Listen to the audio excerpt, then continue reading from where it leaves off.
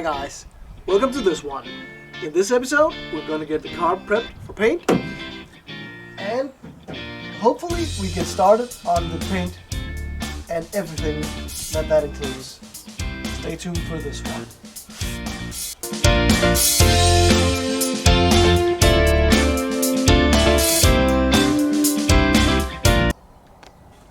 And having just pulled the door, just having a look at the sills and the door jambs, and everything looks alright.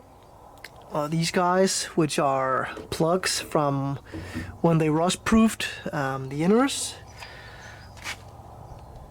I don't really mind though. I'm not gonna cover them up. I'm just gonna take them out and paint and put new ones back.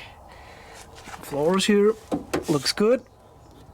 This looks good, just the way it should, so that's nice. Also the door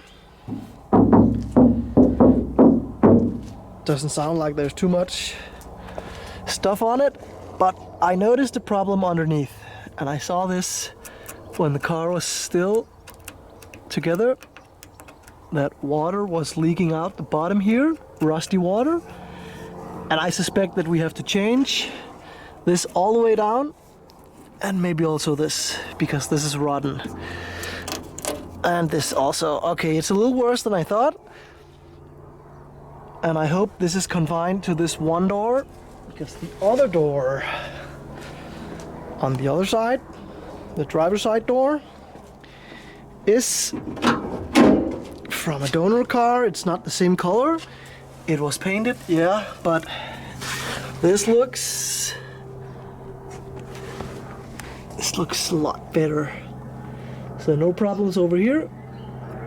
Problems are confined to the passenger door. So I guess that before I get into all the paint prep, we are going to deal with some of the last rust repairs on this car. And when you do the car and all the panels and the body and all that stuff first, and then leave all the hatches and doors to last, you always think that you're done, but you never really are. This is a case of that. So we have to get this sanded down and cut into it and see how bad it is. And then there are only two more things that can have rust. That is the bonnet and the boot. And we are dealing with them also as we're getting this stuff prepared. I just want to get all the rust work out of the way. That way we can get into just pure paint prep. Just cleaning, applying filler, getting all the lines nice, getting all this stuff cleaned off. Yeah. Looking forward to seeing this car with some color. Some other colors than this. It's gonna be awesome. I hope. But let's get started on the doors and see how bad it really is.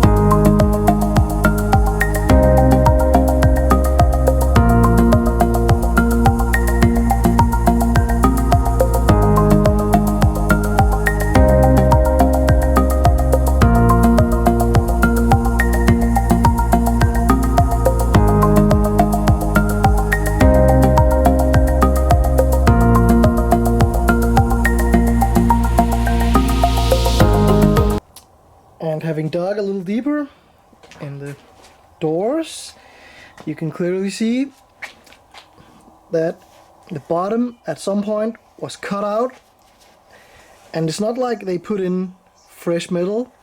They just filled it with welds, and when it got too deep or too much to just fill in, they started with the Bondo. And I just left it here for you guys to see it. Then I'm just gonna, get it all out before I do anything. But you can see this has just been done like everything else. And why wouldn't it? So I was kind of suspecting it. This is the worst though that I can find on the remaining parts. So I hope we don't get any more surprises. But there isn't really much metal left on this car that we haven't touched. So this is some of the last stuff that we need to get out of the way. And as you can see, there's a lot of good metal. I do this where I just wire wheel it. Some people say just send it out and get blasted, but this does the same exact thing. It doesn't warp it because of the heat and distort it. And I can basically just do it on the fly. So I do go through about 50 wire wheels a year, something like that, but totally worth it. I can get a quick assessment of what needs to be done. Don't have to wait on anything being sent out or being prepped. I do have a sandblaster. I don't think I can fit a door in there. So we do media and sandblast a few things, but not stuff like this. This is also very manageable. It's not that bad. It's just a little rust. So we have to cut into here to have a look at that. Also, it's kind of funny because this door has this pink-ish metal color, metallic pink color underneath. So that could be from the car that this came from. Very, very cool color, almost like a candy red. And then this Danish postbox red was painted on top, which is the worst color in the world. I am not fond of that. So otherwise, this is the original skin that is on the door. So I'd hate to have to cut that off. We did it on the A86. I think we did about 15 centimeters, the whole bottom piece. But that was a lot of work getting the surface prepped for paint afterwards. So I would love if we could just keep this. And as gone as this is on the inside, I think it's manageable. I really think it is. So now I'm gonna cut it all the way down to metal. Gotta see if I can clear the worst of this rust off. And if I can, and it's not making big holes, we are just going to treat this with some rust eater, some acid. See if we can get to the bottom of it just on this piece. And if we can, and that can be saved like that, I don't mind, because this is new door kind of repair. I would normally just go out for a new door, but this being a 71, it's kind of hard to find parts anyway, and we run a tight budget here, as you know, so I'm sure we can get this sorted. This is not bad at all. So getting it all cleaned off now, all of this, because this is also rusty, and over here. And once that's done, we're going to cut and weld in new material on the corners, on this piece, probably also this, and the rest. Let's see if we can sort it as it is, or if we need to cut the entire skin off the door. Let's hope not.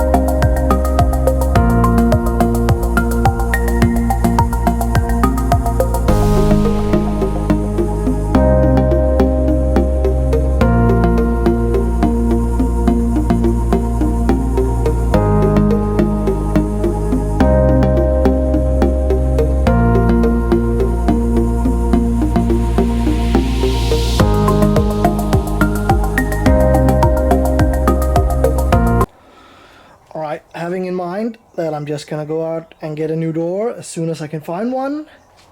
I am still going to repair this, but the door skin and this bottom folded lip of the skin I'm not going to do anything about. That is pretty manageable as it is now.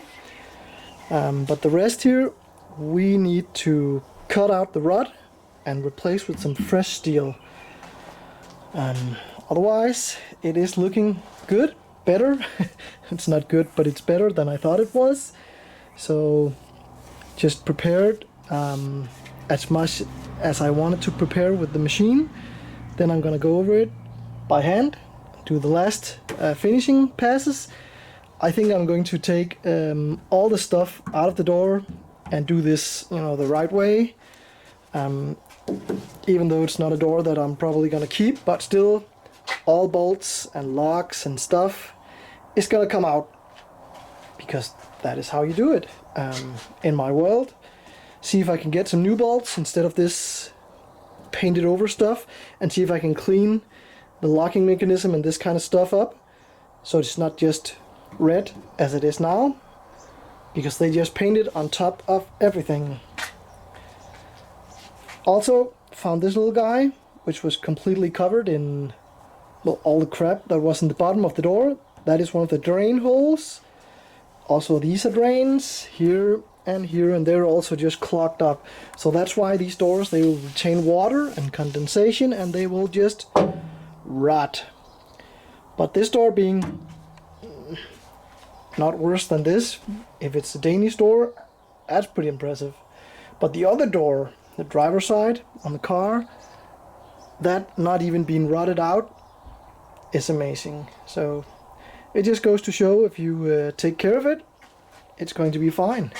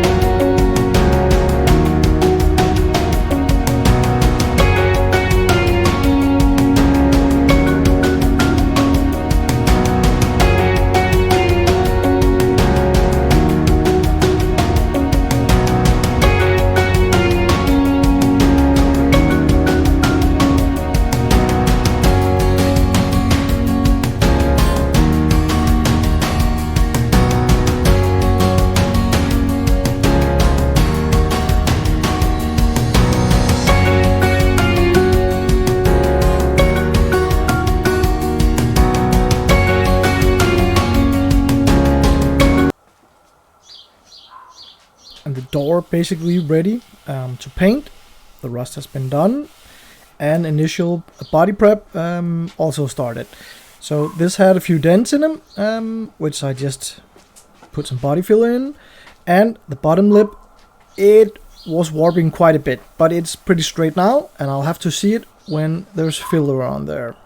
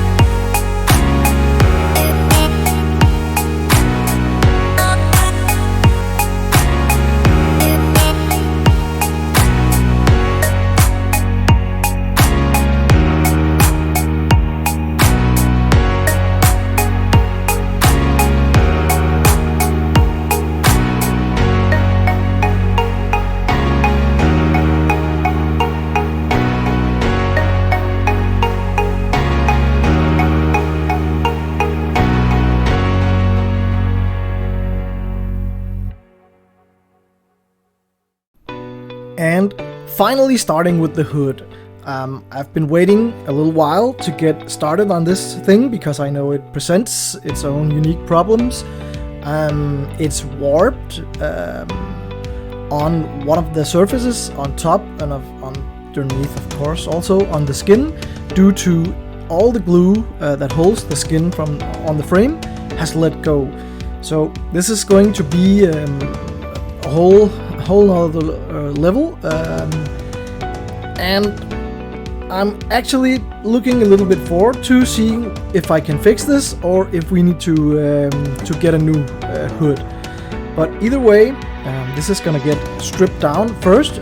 They made some sort of attempt to glue it on the insides, as I'll show you, and getting all that stuff off, getting it ready for some new glue, also prepping it for paint, stripping all the layers down, and getting ready to try to see if I can do something about the warped skin, beating it back, heat treating it, all kinds of stuff. And that is the part that I'm pretty excited about, because every time I break into new ground, I kind of feel like it's learning new skills, and I find that very exciting.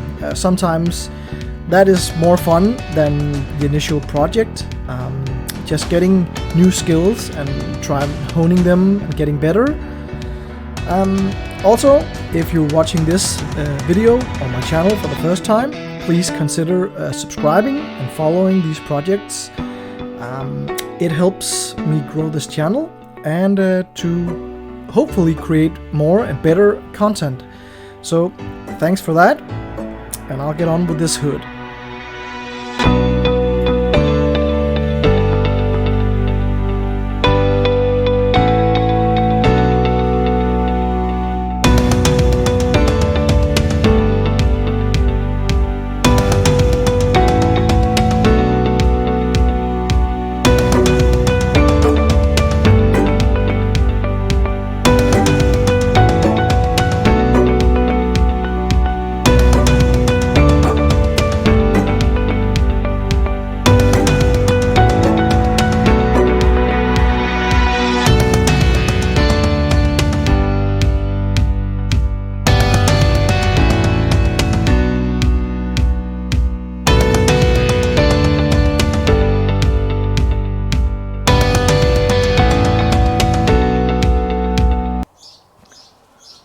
What you see me doing here is removing all the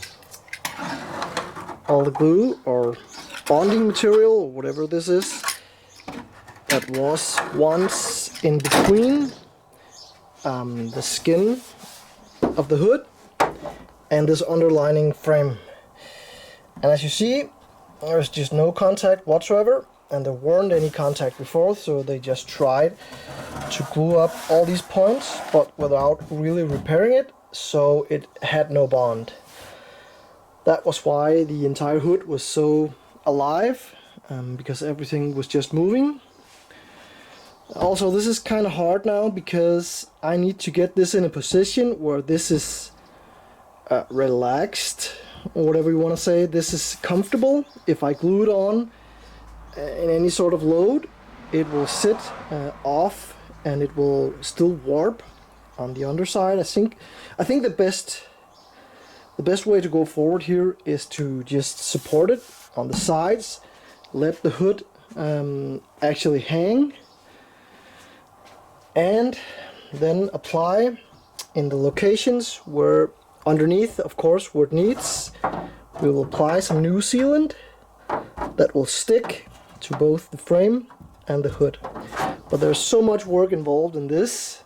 This is again one of the things that you're not gonna see when the car is finished. But I don't really mind, because this is one of the things that I know is done, and I will notice every time that I open the hood or close it, because that was one of the issues before. You had to smack it down, and then some of the 5 to 8 10 millimeter thick layer of Bondo on the upper side of the hood would just crack and fall off in big chunks, all due to these guys having let go, and the job that was done wasn't done that good. Also, they tried covering it up with this big piece of stainless that they just put in self-tapping screws in not any logical increments, just wherever they wanted to.